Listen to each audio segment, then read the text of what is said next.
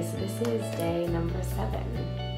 It's been a week now of doing this, and it seems actually too early to be talking about this particular one, because this particular one is something that I have been very passionate about for a very long time, and it almost feels like it should be at the end because it's such a big topic and it's so close to my heart. But I'm just feeling that's really where I'm at, and so I feel like I'm just going to speak most openly into this today out of any of the things I could choose to talk about. So the 7th piece of advice, I feel like I need a drum roll or something. I've worked it out now. The 7th piece of advice that I would give to my childhood self is to respect your mental health. And obviously in different terms if you're talking to a little kid, but basically I think that we really need to, as a society, begin to really unpack the way that we deal with mental well-being. We have very firm and fast ideas and rituals around physical health, and these things are very commonplace. So I've always kind of used the metaphor of, if you were to break your arm, you would go to the doctor and say, I've got a broken arm, it needs some fixing, and you would have not a second thought, unless you didn't have medical insurance, but you wouldn't have a second thought about being judged for that unless you did something really weird to break your arm. Like, it was just be something, it's a physical break, it needs to be fixed. And the complete opposite approach is taken to mental health. Whereas if there is something going on in your head, you feel like it might need some mending or something's not quite right. Even if you just got like a common cold, people go to the doctors and give me something to help with this. And I think there is this complete opposite approach taken to mental well-being, in terms of if you've got something going on personally, or you've got something on your mind, or you're feeling some emotions, or this, that, the other, and you go and you're trying to address it, there is a huge stigma toward mental health and mental illness. It has this like stigma and this connotation. If you're just like, I'm ill, I've got the flu, it's a totally different depth than if you were to say, I have a mental illness. It's like, whoa, that's heavy, as opposed to like, oh, you get over it. It's like, it'll pass with time. And I personally have a bit of a history with mental health that I don't hugely love to share in huge ways, and I'm not sure that I'm hugely ready to talk about it in its entirety today, but it is something I do want to share in the future. But I've had something happen in my life with someone in my life, and they've had something happen to them because of mental illness. And I do also know beyond that, I know a lot of, and that particular instance impacted me quite greatly. And so I've seen firsthand the impacts of mental illness and mental health when it's not addressed, when it is not handled in the right way. And I've also seen firsthand the stigma that this person received for that headspace, for that thing that was happening inside their head. And I also have, I think depression is quite commonplace nowadays, and it's just absurd to me that we are in this place of just medicating this thing that is so common. It feels like every other person by the time they're 50 is on some kind of medication for depression.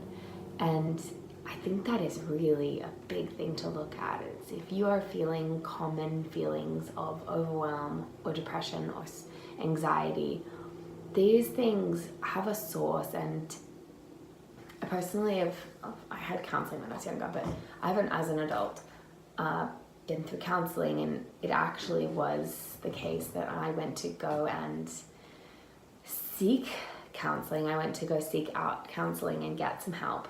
But when I spoke to the doctor actually steered me away. It was like, are you sure you really want to go get some help? And I was like, well, I'm actually feeling pretty horrendous. Like, yes, please.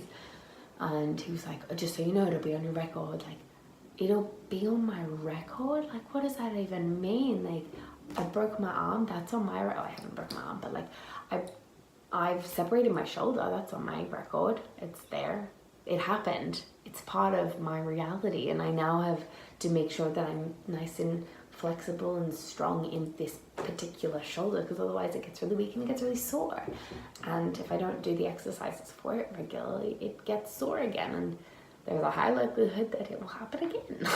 Like, and if it happens again, it's gonna be even more sticky-outy. Oh, it's actually so much better. It's gonna be way more sticky-outy than it already is. But anyways, that's just a physical thing. But because it's mental and we can't see it, there's such a huge stigma. Anyway, so I obviously am quite passionate about this. And I think that one way we can address this is personally being, I went to go see this. Anyway, so what I've since done is I didn't seek out any more counseling or speak to doctors because I just felt unheard. But I've sought out my own ways to investigate what was really happening underneath those feelings of depression or underneath those feelings of anxiety that are so common in all of us. And I think part of that is just bringing some normalcy to this conversation in the same way that you talk about, it's like, yeah, I've got the flu today. It's like, yeah, I'm having a not so good mental health day. Like, making that the new normal. I would love to be in a world, and I think it is getting better, but I would love to be in a world where people would feel so comfortable. Like, I have an amazing boss who I made it very clear when I interviewed with her, actually. I was like, in the past, I've had some times where I personally am going through something, and I've got my sick days, and I very rarely take them unless I'm like brutally on my back, can't move. But if I am having one of those mental health days, I'm more likely to take that as sickness. But I don't lie. It's in my philosophy to always tell the truth and be forthcoming. And so it's really hard for me to say I'm sick when I'm not.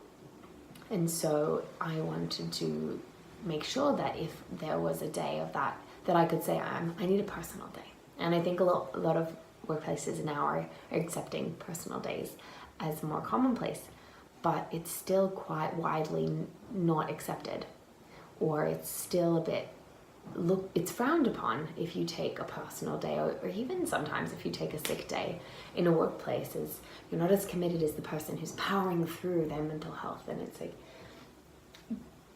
getting some awareness of, like, if you are sick and your body is sick, your physical thing, like we were kind of saying yesterday in the physical health the body video of take respect your body. If you're not respecting your body and you push, you're going to reach a breaking point, and it's going to slow you down anyway. It's going to say, I need some rest, calm down. And I think the same happens for our mind. If you are go, and things are showing up in your mind, and you're like, oh, right, there's something here. I'm feeling anxiety, I'm feeling stress, I'm feeling something. And you don't deal with that, it's going to manifest into something bigger. It's going to grow to be bigger. And so I think one thing that we could be doing, that as I said, I've tried to work into my daily life, is I try to really be honest and create a communication about my mental health. And I actually, the other week, I I was just having a weekend, just one of those weekends, and it's just an ebb and flow. Sometimes you feel it, sometimes you don't. And I just had a weekend where I was really overwhelmed, really stressed, and I was just like, I need to slow down. I need to take a moment. This isn't for my body, this is for my mind. My mind needs some me time, it needs some rest, it needs to calm down.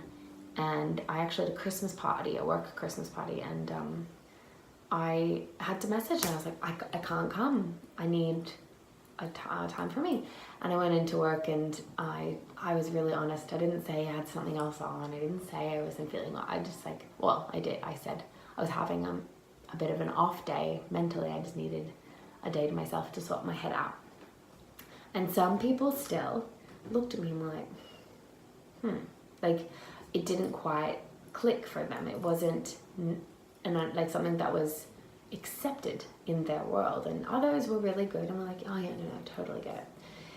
And so I would love to reach a place where if we were all beginning to be more open and honest about these kinds of things and what is happening, not in a poor me, pity me, blah blah blah way of like, look at me, I'm depressed, but in like, I am going through something, and knowing when to reach out for help and to ask for help and to accept it and to know when you need it. I think these are three things. And so also it's like that idea of being in your body and feeling your body. It's like in the same thing, like feeling what is normal for your headspace, knowing what things contribute to like a good headspace and what contribute to not such a good headspace. For me personally, I have different practices that I have to like keep my mental health in check. So I love, I have to be active. Moving my body is really essential for my mental health. I love playing my ukulele. Actually, this is playing before. That's one thing that another thing I really love. I love singing and playing my ukulele. It's just fun and easygoing, and it just relaxes me. I love being in nature. Nature is another huge soother for me. I just feel really connected and relaxed and energized, and it always makes me feel good. And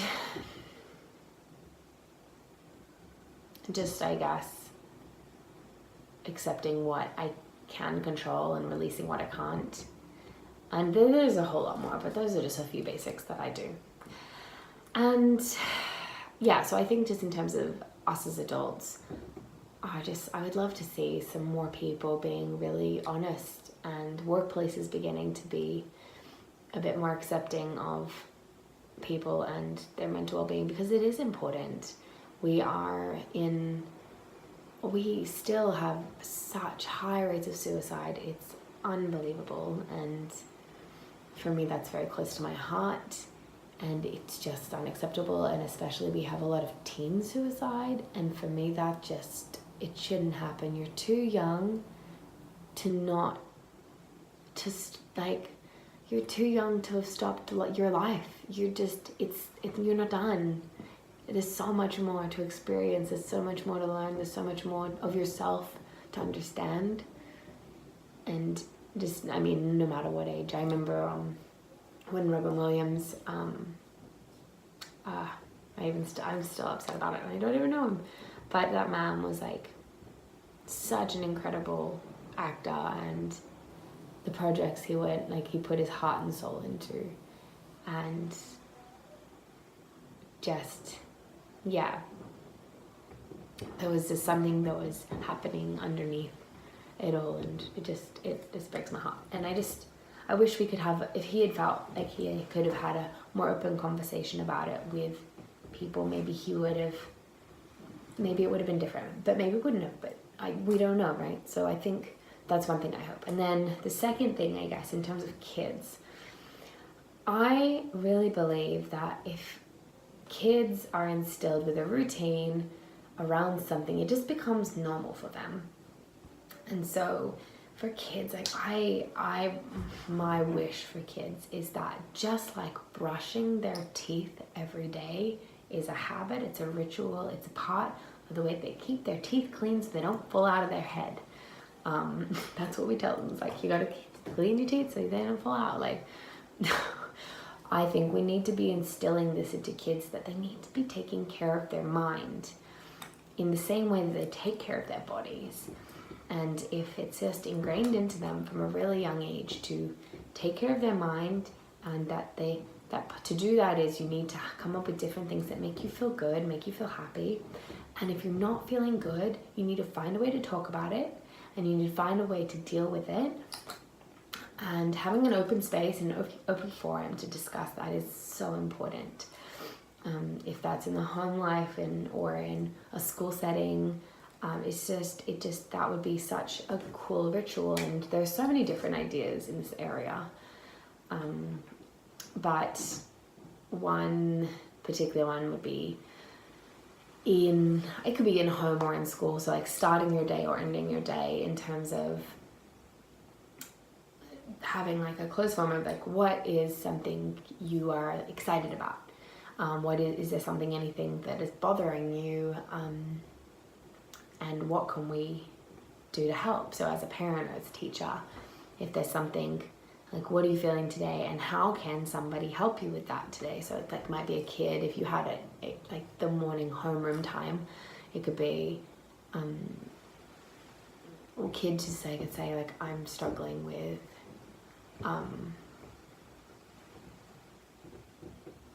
getting all my homework done, I don't know, and being like, ask what they need. It's like, but I'm scared to like miss out on playing with my friends. It's like, could we have a group study time sometime today? Or like, could a group of people come inside and do some study together? I don't know. I'm just throwing some stuff out there. Or they might be having some things going on at home with their parents. Their parents might be going through divorce or something, or a parent might be sick, or a family member might be sick, and they might be having some emotions around that, and they just might need to feel more supported and have someone who maybe they're like, I just want someone to be in the playground with me today and just really support me or be with me, and seeking that support from not just their teacher but also their peers is so important.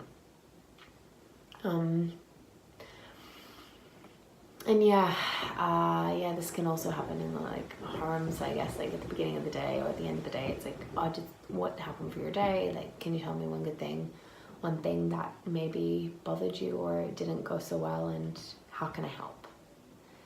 And instead of being like, how was your school? What did you learn? It's like, how are you and how can I help? It's just a different way to approach it. Anyway, there's just so many different ways to start this conversation and continue ideas here. I think this is really where my head is at. And so this week really needs to be expanded and into a way bigger episode.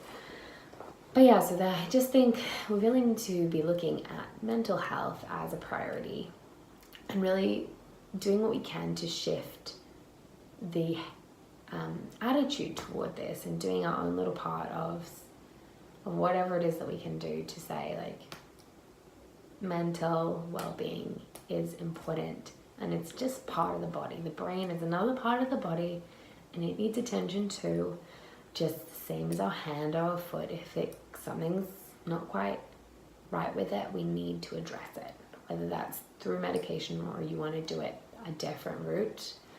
That's your own path. I just think we need to have a more open approach to this entire arena, and then maybe we're gonna see a little bit more opening and acceptance toward people like counselors that do an amazing job. Sorry, I'm burping, just it's happening in my body right now.